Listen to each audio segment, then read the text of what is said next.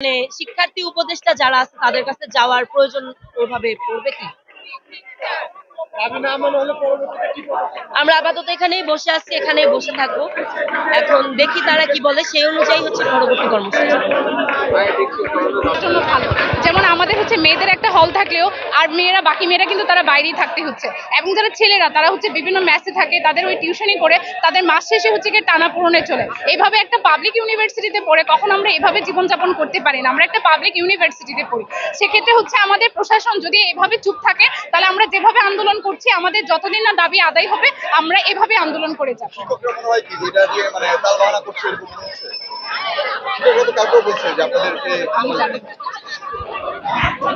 এটা কাজ ছিল।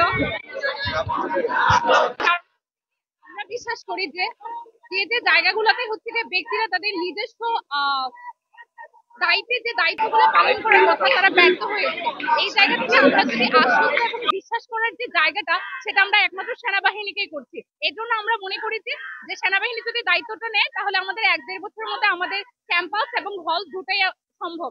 এই জন্যই আমরা সেনাবাহিনীকে বিশ্বাস করতে চাচ্ছি।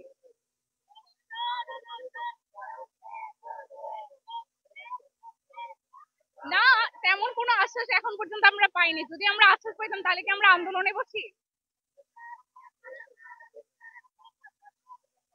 দেখুন, ছাত্র বিপ্লব আর হচ্ছে গিয়ে একটা আন্দোলনের মধ্যে দাবি আদায়ের আন্দোলন, সেটা দুইটার মধ্যে পার্থক্য আছে। এক্ষেত্রে আমাদের সমস্যাগুলো আমরা আমাদের জায়গা থেকে যেভাবে দেখছি অন্যরা সেটা কখনোই দেখবে না। ওই জায়গা থেকে যদি আমরা চিন্তা করি যে আমরা খেয়ে রাস্তায় নামছি নাকি হচ্ছে আমরা কিভাবে মাছ চালাচ্ছি সেটা তো আর তারা জানবে না। এখন আমাদের অধিকারের কথা বলতেই তো আমরা রাস্তায় নামছি।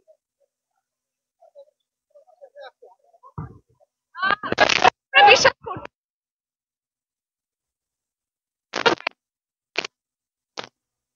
যে দাবিগুলো সেগুলো পূরণ হবে, এবং সেদিকে নজর রাখার জন্যই তো আমরা রাজপথে নামছি। আমরা মনে করছি সেটা হলো কি আমাদের যে বাংলাদেশের যে আমলাতান্ত্রিক জটিলতা, আমরা ঠিক সেই জায়গাটাকে আমরা আসলে প্রধান বলে ধরে নিচ্ছি। আমরা জানি যে আমাদের যে আমলাতন্ত্রের মধ্যে একটা লাল ফিতা দৌরাত্ম্য আছে, সেটা কি ফাইলের পরে ফাইল পরে থাকে, কিন্তু আসলে তারা সেটাকে কোনোভাবে গুরুত্ব দিয়ে দেখে না। আসলে দরকারটা যার গুরুত্বটা সেই বুঝে। ইউজিসি আসলে আমরা জগন্নাথের স্টুডেন্টরা যে পরিবেশে বড় হচ্ছি, পড়াশোনা করছি, ওই পরিবেশটা তারা এখন পর্যন্ত দেখে নাই। আসলে যার কারণে তারা আমাদের যে দুঃসহ যে কষ্টটা সেটা বুঝতে পারতেছে না। তাদের যে আসলে আমাদেরকে এটা প্রোভাইড করা উচিত, একটা ইউনিভার্সিটি দেওয়ার আগে সেই ইউনিভার্সিটিতে যে বিষয়গুলো দেওয়া দরকার, যে বিষয়গুলো প্রোভাইড করা দরকার, যেমন হল, নির্দিষ্ট ক্যাম্পাস, বিশ্ববিদ্যালয়ের মাঠ। আমাদের যখন ইউনিভার্সিটির ভিতরে একটু ফাঁকা মাঠ পর্যন্ত নাই, যেখানে আসলে ইউনিভার্সিটির স্টুডেন্টরা একটু মুক্ত পরিবেশে নিঃশ্বাস নিবে, সেই জায়গাটুকু পর্যন্ত আমরা নাই। আমরা ঠিক এই পরিবেশে থেকে পড়াশোনা করে এতটা সংগ্রাম করে এখানে আসি। আরেকটা বিষয় বলবেন যে সেনাবাহিনীর হাতে হস্তান্তর, এই বিষয়টা কি আপনারা নেগেটিভ ভাবে দেখছেন? না, আমরা যতটুকু এখন পর্যন্ত দেখেছি যে খুলনা ইউনিভার্সিটি, তারপরে জাহাঙ্গীরনগর ইউনিভার্সিটি, এটা হলের কাজ ঢাবিতে সেনাবাহিনীর মাধ্যমে সেই কাজগুলো খুব দ্রুতভাবে সম্পন্ন হচ্ছে। আমাদের ভূমি পাওয়ার পরে আমাদের যে জমি, যে জগন্নাথ ইউনিভার্সিটি দ্বিতীয় ক্যাম্পাসে, সেটা অলরেডি 8 বছর অতিবাহিত হয়ে গেছে। শুধু মাটি ভরাট ছাড়া এখন পর্যন্ত আর কিছুই হয়নি। ওই 8 বছর যদি একটা গাছ রোপণ করা হতো এখন পর্যন্ত সেখান থেকে আমরা অনেক ফল পেতাম, কিন্তু এখন পর্যন্ত ওরকম একটা ইট পর্যন্ত সেখানে এখন পর্যন্ত ফেলে নাই।